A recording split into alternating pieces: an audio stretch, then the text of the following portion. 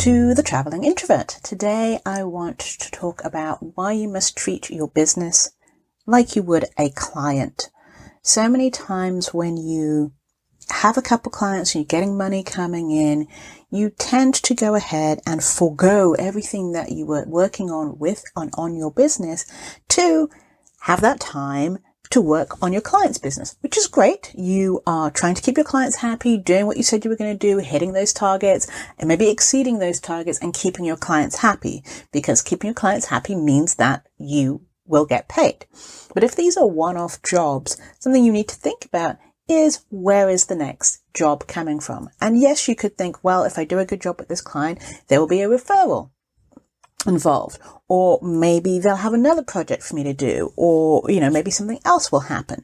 But you can't always rely on that. And so when you're first starting out, you should be spending at least 40 to 50% on revenue generating stuff, marketing yourself, blog posts, getting yourself out there, being on podcasts, whatever it is. But you should be out there trying to generate as much business and drum up as much business as possible. And so the further along you are in your business, you might spend less time on generating leads. There are some businesses out there that very much work on, they generate all the leads all the time, and they have staff or a team that will go ahead and execute on the systems and the strategies that they are selling to their leads. There are other people who might get someone in to go ahead and generate leads for their business, but you have to be really fine-tuned to know what you're going to get them to sell and how they're going to sell and how it's going to work. So make sure. Now, when you have a client, you normally onboard them and you give them some milestones and you say, this is going to happen at this date, at this time, and these things are going to happen. You need to do the same thing for your business. So set up some time on your calendar that is non-negotiable.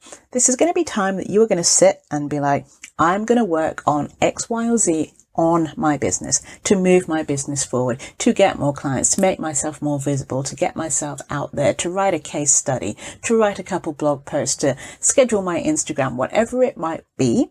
But set aside this non-negotiable time at least once a week.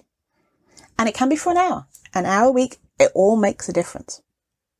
But go ahead and set up this time in your calendar that is non-negotiable, that you will spend working on something for your business.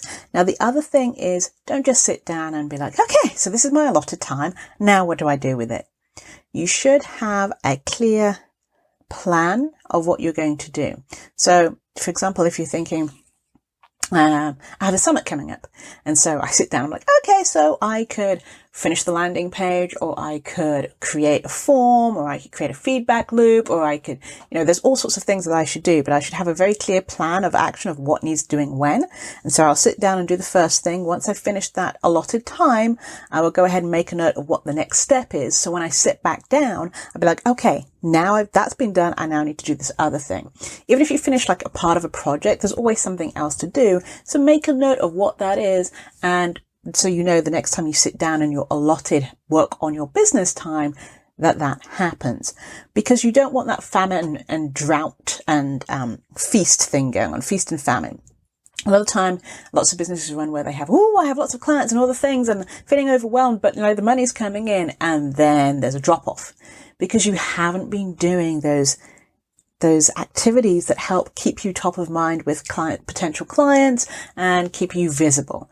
So that is a delicate balance that you need to do, and treat your business like a client. You would hate if you missed a deadline for your client for doing whatever it might be, the blog post, the Instagram feed, whatever it might be. So why is it so easy for you to say, it's okay, it's for my business, it's okay, because you're already working on something else? That isn't how it should be. You need to think about your future self and your future self as a client, and how you want to do the best for you as your business, never mind your clients. And you can't do that if you're wondering about where the next paycheck's coming from. So set aside time every week, even if it's just 30 minutes, preferably more, where you work on your business and treat yourself and your business like a client. Treat it like the best client you've ever had, and you will see results.